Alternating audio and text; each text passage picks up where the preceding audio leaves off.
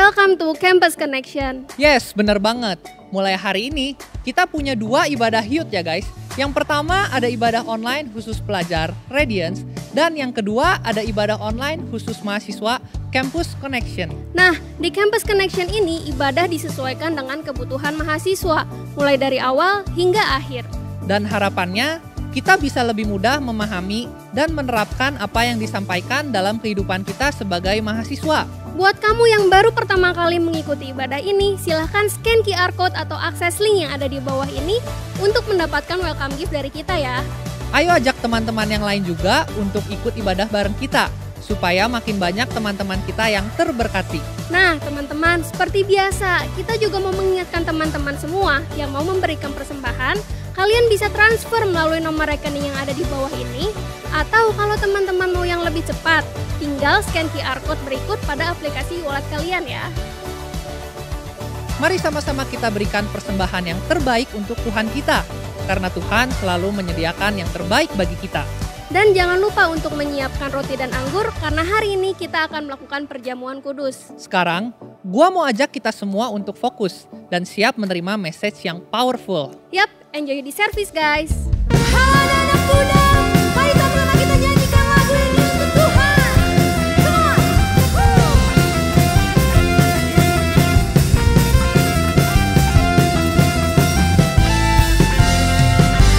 Sama-sama nyanyikan. Kau gunung batuku dan kau kota bentengku, tak akan ku ragu. Kau menjamin hidupku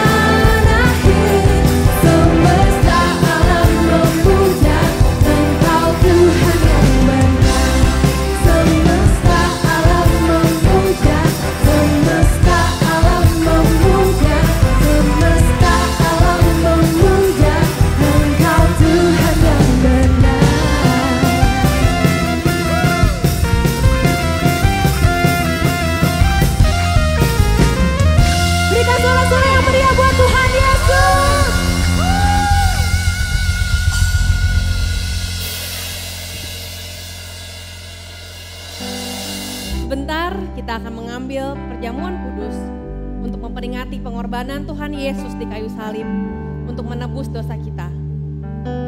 Teman-teman dipersilakan untuk mempersiapkan roti dan anggur perjamuan. Perjamuan kudus ini diperuntukkan bagi setiap kita yang telah menerima Yesus sebagai Tuhan dan Juru Selamat secara pribadi. Mari kita mempersiapkan hati dengan memohon ampun atas dosa-dosa kita dan melepaskan pengampunan bagi orang yang telah menyakiti hati kita.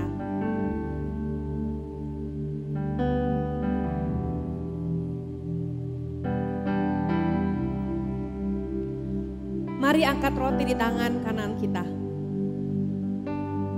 Sebab apa yang telah kuteruskan kepadamu, telah aku terima dari Tuhan, yaitu bahwa Tuhan Yesus pada malam waktu ia diserahkan, mengambil roti, dan sesudah itu ia mengucap syukur atasnya.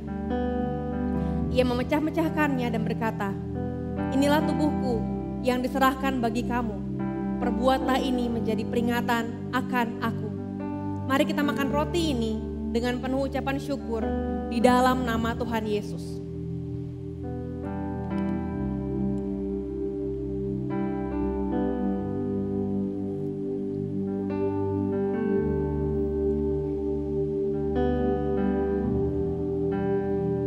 Mari kita angkat cawan anggur di tangan kanan kita.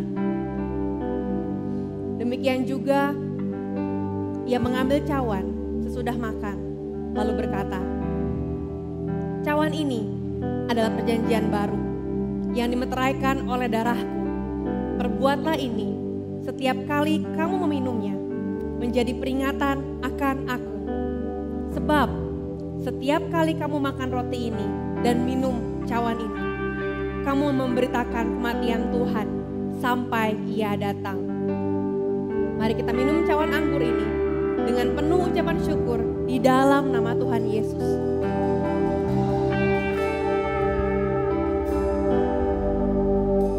Kami bersyukur Tuhan atas pengorbanan-Mu yang memberi kami pengharapan dan kematian-Mu memberi kami kehidupan. Kami bersyukur atas keluarga yang Kau berikan kepada kami, atas kesehatan yang bisa kami nikmati, atas sahabat-sahabat dan saudara seiman yang ada di sekeliling kami. Kami minta anugerah-Mu agar kami bisa berjalan dalam pengharapan hari demi hari. Hanya di dalam nama Tuhan Yesus kami berdoa. Amin. Nyanyikan lagu ini sebagai pernyataan iman kita. Waymaker, miracle worker, promise keeper, light in the darkness, my God, that is who you are. You are waymaker, miracle worker, promise keeper, light in the darkness, my God, that is who you are. Oh.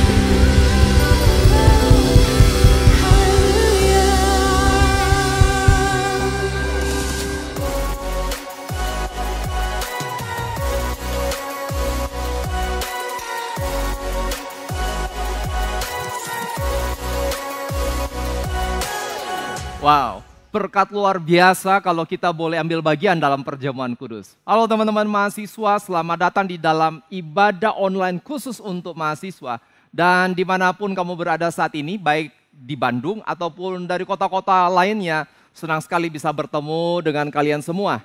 Bagaimana dengan hasil ujiannya? Ya, sebagian dari teman-teman pasti sudah lega karena ujian sudah selesai. Nah, sebagian lagi justru masih gelisah karena ada di tengah-tengah musim ujian. Ya, setiap orang berbeda-beda musim yang harus dihadapi dalam kehidupannya. Tetapi kita harus tetap semangat, maju terus karena Yesus selalu beserta dengan kita. Dan sebelum masuk dalam pemberitaan firman Tuhan, mari sama-sama kita berdoa. Kami mengucap syukur Tuhan Yesus. Engkau Allah yang selalu menyertai kami dalam setiap perjalanan kehidupan kami. Dan kami tidak perlu takut. Dan hari ini Bapa kami membuka hati kami. Berbicaralah Tuhan karena firman-Mu yang memberikan kehidupan bagi setiap daripada kami. Kami siap mendengarkan hanya di dalam nama Tuhan Yesus kami berdoa. Amin. Teman-teman, semua orang hari-hari ini terbiasa dengan alat yang satu ini. Ya, termometer. Alat ukur suhu di mana suhu yang ditampilkan oleh alat tersebut adalah suhu dari benda yang dideteksi. Jadi kalau suhu badan kita 36,5 derajat Celcius yang ditampilkan oleh termometer tersebut tentunya 36,5 derajat Celcius. Dan kalau suhu badan kita 37 derajat Celcius, ya termometer tersebut pasti menunjukkan 37 derajat Celcius. Suhu sekitar ataupun keadaan sekitar akan mempengaruhi alat ukur termometer. Dengan kata lain, keberadaan termometer sangat dipengaruhi ataupun ditentukan oleh keadaan sekitar. Sebaliknya, kalau kita memperhatikan alat yang namanya termostat, sama-sama alat ukur suhu, tetapi termostat justru didesain untuk membuat keadaan sekitar menjadi seperti derajat suhu yang ditentukan. Contoh nih, kalau suhu ruangan kita set 24 derajat Celcius, maka AC akan berjalan dan mendinginkan ruangan tersebut sampai 20 derajat Celcius. Keberadaan termostat justru merubah suhu sekitar atau keadaan sekitar. Termostat menentukan keadaan sekitar. Ya, itulah yang dilakukan oleh termostat. Nah, Tuhan ingin hidup kita pun sama seperti termostat. Di mana kitalah yang menentukan suhu atau keadaan sekitar kita. Dan bukan seperti termometer yang ditentukan oleh keadaan lingkungan. Nah teman-teman, bagaimana kita bisa menjadi orang yang merubah keadaan dan bukan korban keadaan? Hanya ada satu cara, yaitu dengan membangun diri kita. Sepanjang bulan ini, kita akan mengangkat tema under construction, dalam proses pembangunan. Ayat yang akan kita pakai, kita dasarkan pada Roma pasal yang ke-12, ayat yang pertama sampai ayat yang kedua. Saya bacakan. Roma pasal yang ke-12 ayat yang pertama. Karena itu, saudara-saudara, demi kemurahan Allah, aku menasihatkan kamu, supaya kamu mempersembahkan tubuhmu sebagai persembahan yang hidup, yang kudus, dan yang berkenan kepada Allah. Itu adalah ibadahmu yang sejati. Ayat yang kedua, janganlah kamu menjadi serupa dengan dunia ini, tetapi berubahlah oleh pembaharuan budimu, sehingga kamu dapat membedakan manakah kehendak Allah, apa yang baik, yang berkenan kepada Allah, dan yang sempurna. Di awal dari Roma pasal yang ke-12, ayat yang pertama, Rasul Paulus justru memulai dengan satu pernyataan demi kemurahan Tuhan. Ya, lebih tepatnya dia katakan karena itu demi kemurahan Allah. Ya, karena Rasul Paulus mengingatkan kepada setiap daripada kita bahwa fondasi kehidupan kita, apa yang harusnya kita sadari dalam perjalanan kehidupan kita, bahwa semuanya ini dimulai oleh karena kemurahan Allah, karena belas kasihan Allah. Ya, fondasi hidup kita bukan kepada apa yang kita raih, apa yang kita punya, atau apapun yang kita capai. Tetapi sebenarnya hidup kita ini ditopang oleh apa yang Tuhan Yesus sudah lakukan sepenuhnya bagi kita. Tadi sempat kita sudah ambil bagian dalam perjamuan kudus untuk mengingat apa yang Kristus terlebih dahulu lakukan dalam kehidupan kita. Ya, kemurahan Allah yang Dia berikan untuk setiap kita. Kita tidak boleh lupa ini. Karena Kristus sudah membayar hutang yang kita harusnya tanggung dan kita harus alami konsekuensi dari hutang tersebut. Anugerah Tuhan membebaskan kita, anugerah Tuhan menebus kita. Sehingga teman-teman, kalau kita sadar bahwa kita ini ada karena kemurahan Tuhan, maka kita sebenarnya tidak perlu khawatir. Kalaupun hari ini kita bergumul dengan studi kita, dosen pembimbing sepertinya susah dikontak, ataupun untuk keuangan perkuliahan kita pun kita masih harus bergumul, atau bahkan kita baru saja lulus tapi belum dapat pekerjaan. Ada banyak hal yang memang tidak enak sedang kita alami dalam hari-hari ini. Tetapi kita tidak perlu khawatir berlebihan. Sebenarnya kita tidak perlu takut berlebihan. Sebenarnya kita tidak perlu merasa sendirian. Kenapa? Karena kemurahan Tuhan itu selalu menyertai hidup kita. Dan Rasul Paulus katakan, kalau kemurahan Tuhan itu dia sudah berikan, seharusnya diresponi oleh setiap daripada kita dengan memberikan hidup kita sebagai persembahan bagi Allah. Ya, artinya kita hidup bukan sesuka kita lagi, tetapi apa yang Allah suka. Sekali lagi saya katakan, hidup bukan sesuka kita, tetapi apa yang Allah sukai. Billy Graham, seorang penginjil besar dari Amerika, dia katakan seperti ini. God's mercy and grace give me hope for myself and for our world. Rahmat dan kemurahan Tuhan memberi saya harapan untuk diri saya dan untuk dunia kita semua.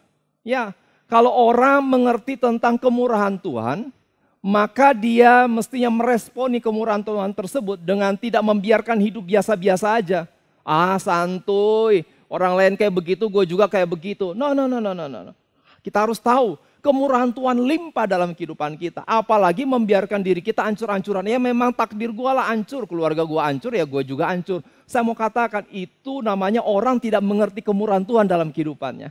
Kalau kita mengerti kemurahan Tuhan dalam kehidupan kita akan katakan, hidup saya berharga. Jadi saya nggak boleh main-main dengan kehidupan saya. Kuliah saya berharga, relasi saya berharga. Keluarga saya berharga, sehingga saya harus menghargai keluarga saya dan membangunnya dengan baik.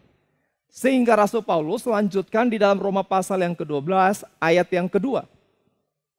Janganlah kamu menjadi serupa dengan dunia ini, tetapi berubahlah oleh pembaharuan budimu, sehingga kamu dapat membedakan manakah kehendak Allah, apa yang baik, yang berkenan kepada Allah, dan yang sempurna. Jadi dalam meresponi kemurahan Allah dalam kehidupan kita, kita spesial karena kemurahan Allah dalam kehidupan kita. Maka kita dalam menjalani kehidupan ini, kita akan berhadapan dengan dua pilihan yang Rasul Paulus katakan. Yaitu mengizinkan diri kita dibentuk oleh keadaan, ingat seperti termometer, atau membangun diri kita di tengah keadaan apapun, seperti termostat. Ya, mengizinkan diri kita dibentuk oleh keadaan. Ini yang sering kali dialami oleh banyak anak muda. Dan Rasul Paulus ungkapkan di dalam ayat yang kedua dengan kata, janganlah kamu menjadi serupa dengan dunia ini. Ya, karena dunia akan selalu menekan kita. Dunia akan selalu berusaha membentuk kita dalam cara berpikir, cara kita berelasi, cara kita melihat karir, pendidikan kita dengan cara mereka. Dan tanpa sadar itu bisa menekan kita. Contoh saja, paling sederhana, ritme kehidupan kita dalam hari-hari ini bisa jadi berantakan. Biasanya ibadah ketemu setiap hari Minggu, disiplin, datang tepat waktu. Sekarang ibadah nggak ibadah yang nggak ada yang tahu. Bahkan mungkin tadi aja teman-teman ikut ibadah, mungkin pujian penyembahannya di skip dulu tuh, langsung ke khotbah. Atau bahkan jangan-jangan sampai doa berkat. Wah, jangan sampai teman-teman. Ya, sadar atau tidak sadar kita mulai ikut arus. Karena nggak ada yang ngingatin, santai aja. Dan kita dapati kondisi rohani kita merosot. Kita bahkan mungkin sedang mempertanyakan Tuhan di tengah-tengah masa-masa seperti ini. Relasi dengan teman, dulu ya terpaksa harus ketemu kan setiap hari di kampus. Sekarang jangan-jangan justru kita sedang ada di dalam fase yang lonely banget. Kenapa? Karena kita tidak bangun relasi yang sehat dengan teman-teman seiman kita. Atau bahkan ada yang berat badan naik nih. Ya karena secara fisik kalau dulu beraktivitas nih didorong oleh keadaan. Tetapi hari-hari ini belum tentu jalan 100 meter dari rumah. fisik menurun karena mager di rumah teman-teman. Ya, itu hal-hal yang kecil yang menunjukkan kita diseret oleh arus dunia, pola pikir dunia, dibentuk oleh dunia yang justru sebenarnya bisa menghancurkan kita secara perlahan karena larut dengan keadaan tersebut. Ya, itu yang dikatakan oleh Rasul Paulus, serupa dengan dunia. Dan kalau kita harus disuruh milih, saya yakin teman-teman semua tidak ada satupun yang ditanya nih, kamu ingin hidup dihancurkan oleh keadaan atau kamu ingin menang atas keadaan? Kita pasti milih menang atas keadaan. Jadi teman-teman, ini bukan waktunya untuk tidur. Ini bukan waktunya untuk santai. Dan bukan waktunya untuk panik ataupun stres dikuasai oleh tekanan tugas yang ada. No. Tetapi ini waktunya kita mulai membangun di dalam keberadaan kehidupan kita. Ya, under construction di dalam keberadaan kehidupan kita. Masa ujian ataupun krisis akan menunjukkan sebenarnya bagian yang harus segera kita benahi dalam kehidupan kita. Ya, ini mulai menunjukkan titik-titik lemah dalam kehidupan kita dan kita harus segera benahi. Dan pilihan yang kedua Rasul Paulus katakan yaitu dengan membangun, construct diri kita di tengah-tengah kondisi apapun. Ayat yang kedua Rasul Paulus katakan dalam versi seperti ini. Tetapi berubahlah oleh pembaharuan budimu. Ya, teman-teman mengalami tantangan. Saya pun mengalami tantangan. Semua orang yang sedang mendengarkan mengalami tantangan di tengah-tengah kehidupan kita sehari-hari. Tetapi di tengah-tengah semua tantangan tersebut Rasul Paulus mengingatkan kepada kita. Jangan santai, jangan ikut arus, tetapi justru ayo berubahlah oleh pembaharuan budimu. Jadi kalau kita lagi dapatkan kerohanian kita anjlok, justru kita harus bangun kehidupan kita, bangun kehidupan kerohanian kita lewat ibadah teratur ataupun doa. Kalau kita dapati relasi di rumah justru yang berantakan, masalah dengan orang tua, masalah dengan saudara sendiri, kita harus lakukan sesuatu untuk membangun kembali relasi itu. Didiamkan atau melarikan diri tidak akan menyelesaikan masalah. Justru kita harus membangun kembali. Under construction. Kalau kita dapati pola belajar kita berantakan, nilai kita menurun. Justru ini waktunya, ayo kita susun kembali jadwal kegiatan kita sehari-hari. Sehingga kita bisa membangun kehidupan kita dengan lebih baik. Kapan waktunya? Saya mau katakan, kalau menunggu waktu yang ideal, nggak akan pernah ketemu waktu yang paling pas, yang paling ideal. Justru sekaranglah waktunya. Waktu kita udah merasa ini berantakan, ini kurang, ini harus dibenahi. Itulah waktu yang tepat untuk membangun perubahan yang baik dalam kehidupan kita. Ya, sekarang waktunya untuk under construction. Kalau begitu, apa yang harus saya bangun? Ada dua hal. Yang pertama, bangun cara pandang yang sehat dalam kehidupan kita. Francis Schaeffer pernah berkata seperti ini. I do what I think. And I think what I believe. Saya melakukan apa yang saya pikirkan. Dan saya memikirkan apa yang saya percayai. Jadi akarnya mulai dulu dari apa yang kita percayai. Bagaimana membangun kepercayaan kita, belief, rasa percaya di dalam keberadaan kehidupan kita. Kita suka atau tidak suka harus belajar untuk berhenti dari setiap rutinitas sehari-hari. Dan kemudian ambil waktu untuk refleksi, merenung, berpikir ulang, evaluasi. Ya, karena pembaharuan budi itu terjadi waktu kita mulai berhenti dan berpikir dan mengevaluasi hidup kita. Salah satu praktek yang sering biasanya dilakukan dalam kekristenan, yaitu dengan berdoa dan merenungkan firman Tuhan. Jadi kalaupun kita sedang tugas numpuk, lagi hektik, lagi emosi luar biasa, justru itu waktunya kita berhenti sejenak. Ambil waktu, nyepi, doa, dengar firman Tuhan, baca firman Tuhan tersebut. Supaya kita mulai filter cara pandang kita dan memperbaikinya. Dan pasti kita akan mendapatkan fokus kita kembali. Sehingga kita nggak larut dengan cara pandang sekitar, omongan negatif, kata-kata pesimis, nggak mungkin lah, nggak bisa lah. Atau bahkan kita mulai bisa filter kebiasaan buruk kita yang mulai menyelusup masuk dalam rutinitas sehari-hari. Dan kita mulai bisa cegah kebiasaan tersebut sebelum menjadi yang lebih parah. Sehingga kita bisa fokus dengan hal membangun yang seharusnya kita lakukan. Ya, karena hidup kita teman-teman seperti sebuah sponge. Sebuah sponge yang akan selalu menyerap cairan di mana dia ditempatkan. Ini hidup kita. Makanya Amsal mengingatkan kepada setiap daripada kita, hati-hati dengan pergaulanmu. Karena pergaulan yang buruk merusak kebiasaan yang baik. Kenapa? Ya karena kita ada di tengah-tengah dunia dan memang Tuhan izinkan kita ada di tengah-tengah dunia, tetapi dengan satu misi. Tapi tanpa sadar kita mulai menyerap apa yang menjadi pola pikir dunia tempat di mana kita berada. Dan kita pikir, something wrong dengan kehidupan gue mesti benerin. Dan kita coba benerin, tapi coba tebak pola pikirnya dari mana? Pola pikir dunia. Kita ketemu teman, minta tolong kepada kita mencari solusi untuk kehidupan mereka. Kita coba bagi nih, tulus sih niatnya. Tapi yang kita bagi apa? Nilai dunia, prinsip dunia. Jadi sebenarnya kita enggak memberikan solusi. Kita hanya memperberat masalah mereka tersebut. Jadi bagaimana kita bisa membenahi kehidupan kita atau bahkan menolong orang lain, keluarga kita, sementara pola pikir kita pola pikir dunia. Tidak ada cara lain kecuali kita berhenti dan keluar dan datang kepada kebenaran firman Tuhan. Baca firman Tuhan, doa sekali, 2 kali, 3 kali, 4 kali, seterusnya datang.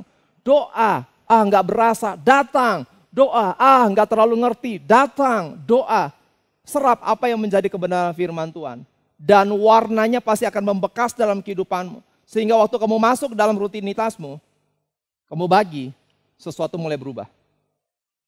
Warna kehidupanmu mulai berubah. Kenapa? Karena engkau bawa pola pikir Allah masuk dalam kehidupanmu.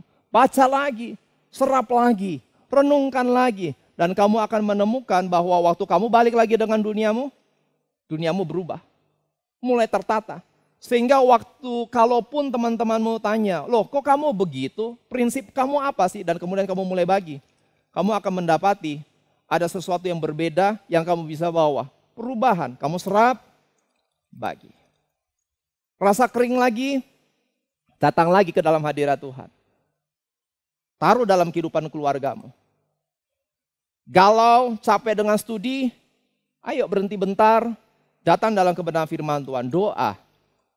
Warnai kehidupanmu dengan kebenaran firman Tuhan. Sehingga waktu engkau penuh dengan pola pikir ilahi, engkau pun bisa membagikan pola pikir ilahi tersebut kepada orang-orang di sekitar kita. Ya, itulah yang dikatakan oleh Francis Schaeffer.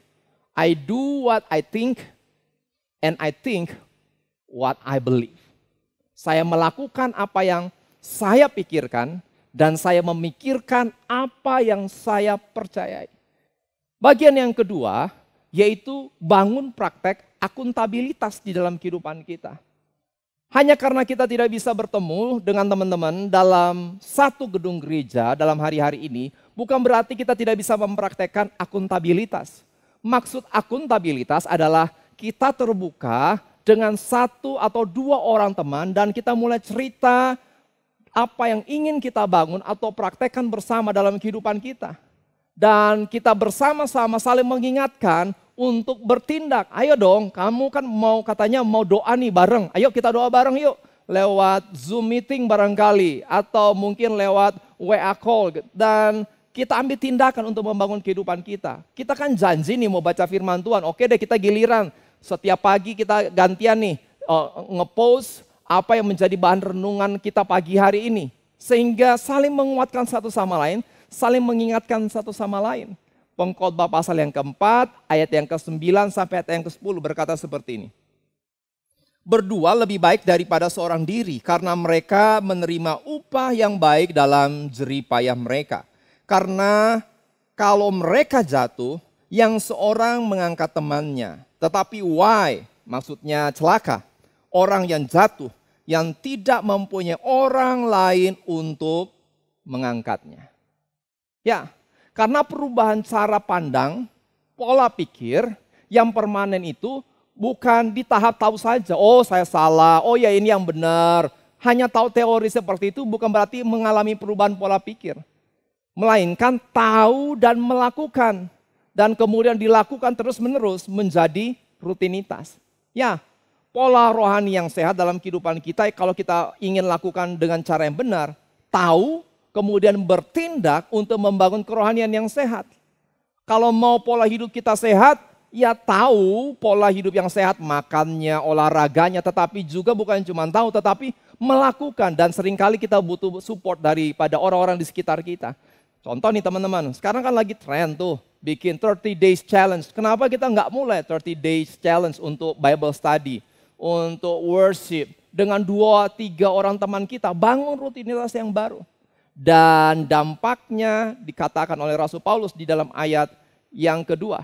Dikatakan seperti ini, janganlah kamu menjadi serupa dengan dunia ini, tetapi berubahlah oleh pembaruan budimu, sehingga kamu dapat membedakan manakah kehendak Allah, apa yang baik, yang berkenan kepada Allah, dan yang sempurna. Ya, ini waktunya kita mulai membangun kehidupan kita. Karena terlalu berharga kehidupan ini kalau diizinkan untuk dihancurkan oleh keadaan sekitar. Hidupmu terlalu berharga hanya karena masalah keuangan dan kamu katakan kamu tidak punya masa depan. Hidupmu terlalu berharga dan kalau kamu katakan karena memang latar belakang keluarga saya begini ya biasalah hidup saya kayak begini. No.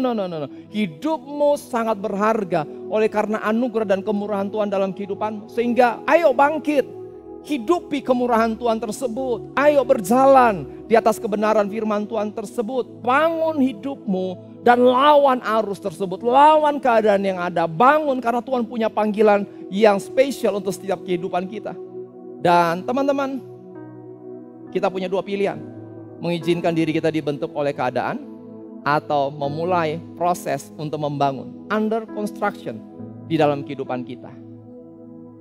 Kita sadar musim ini menunjukkan siapa kita yang sebenarnya. Titik-titik mana yang harusnya kita benahi.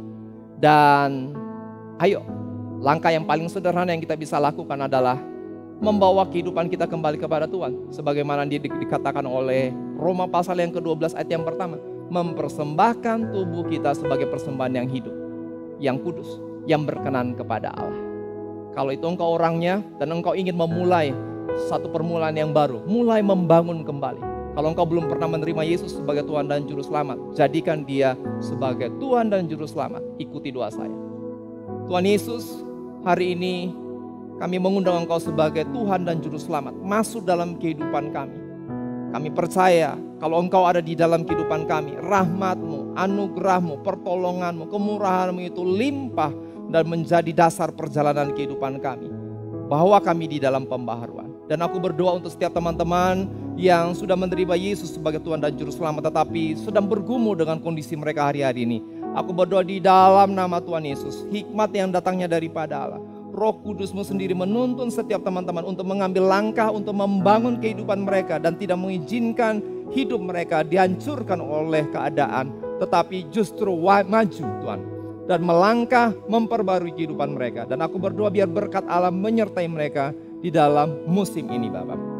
Dan hamba mau memberkati setiap teman-teman dimanapun mereka berada. Kiranya hikmat yang datangnya daripada Allah itu mengalir dalam kehidupan mereka. Memampukan mereka untuk mengambil keputusan yang terbaik di dalam perjalanan kehidupan mereka. Dan biar kasih yang daripada Allah itu membawa pembaharuan, membawa mereka mengalami pemulihan, membawa mereka untuk mengalami terobosan, untuk mengampuni dan menerima keluarga mereka, untuk mengampuni dan menerima teman-teman mereka, untuk bisa mengerti dan menerima diri mereka sebagaimana rancangan Tuhan atas kehidupan mereka Tuhan. Dan kami mau katakan biar ada kasih itu membawa pembaharuan, pemulihan relasi, dan juga Engkau yang memberkati setiap teman-teman di tengah-tengah pergumulan finansial yang hari-hari ini banyak sedang dihadapi oleh para mahasiswa. Biar Engkau nyata dalam keberadaan kehidupan setiap jemaat-Mu. Hanya di dalam nama Tuhan Yesus kami berdoa dan mengucap syukur. Amin. Teman-teman, kalau engkau butuh untuk konseling, ngobrol, atau bahkan didoakan lebih khusus, jangan lupa kamu bisa scan QR code ataupun kirim pesan lewat WA yang tercantum di bawah ini. Dan para konselor akan siap untuk mendoakan dan juga untuk mengkonseling teman-teman semua. Dan jangan menyerah. Di dalam Kristus selalu ada kesempatan yang baru.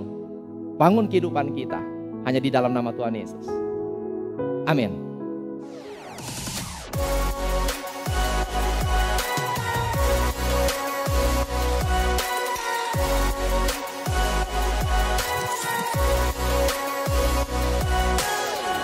Thank you teman-teman yang sudah join ibadah hari ini. Terus semangat membangun diri dan jangan izinkan keadaan mempengaruhi kita.